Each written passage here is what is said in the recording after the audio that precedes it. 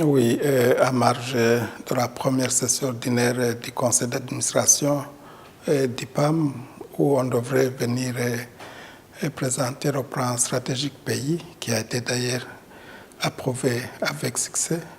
J'ai jugé bon de saisir cette opportunité pour une visite de courtoisie au directeur général de la FAO pour toujours manifester et rassurer cet engagement commun à œuvrer pour développer le monde rural, les petits exploitants agricoles et éleveurs, mais aussi pour manifester cette bonne collaboration qui a toujours caractérisé le gouvernement et la représentation, soit au siège ou la représentation au niveau local et au Burundi. Mais aussi, il y avait quelques préoccupations à partager, à discuter ensemble. La première préoccupation, c'est la peste des petits ruminants qui a été manifestée très récemment dans notre pays.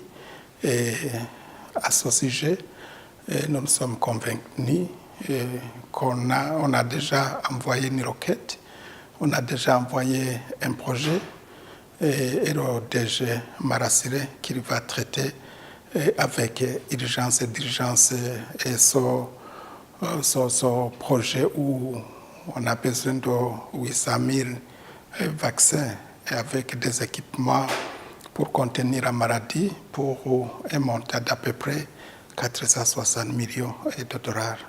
Nous avons aussi discuté sur un autre projet de développement et des produits d'exportation, le maracuja, le fruit, le maracuja qui est un fruit qui est spécifique au Burundi. Et heureusement, j'ai trouvé que la requête que nous avons déjà soumise se trouve sur sa table dans ses mains et il a promis aussi de veiller plus particulièrement pour ce projet. Et en fait, nous avons discuté sur la problématique de gestion des statistiques, la collecte, l'analyse et puis la façon de rendre publiques les statistiques agricoles et d'élevage dans notre pays.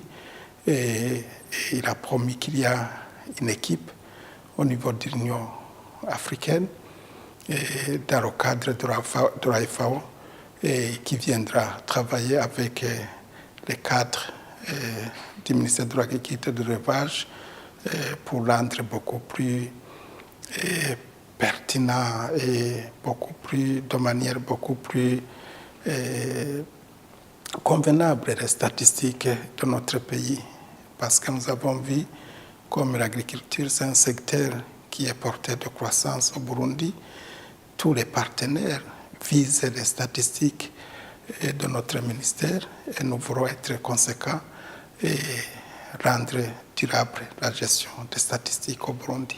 Je dirais aussi que le gouvernement est en train d'investir pour la gestion post-récolte. Nous observons qu'il y a des pertes énormes après la récolte ou bien que pendant la récolte, car il y a la bonne saison comme il en est le cas pour le moment. Et je voudrais signaler que l'année 2017 a été caractérisée par une très bonne production et les prix des denrées alimentaires ont baissé dans l'intervalle de 16 à 38%, ce qui est un signe que nous sommes en train de stabiliser la sécurité alimentaire et l'agriculture de subsistance, mais aussi nous allons aller vers l'agriculture de marché.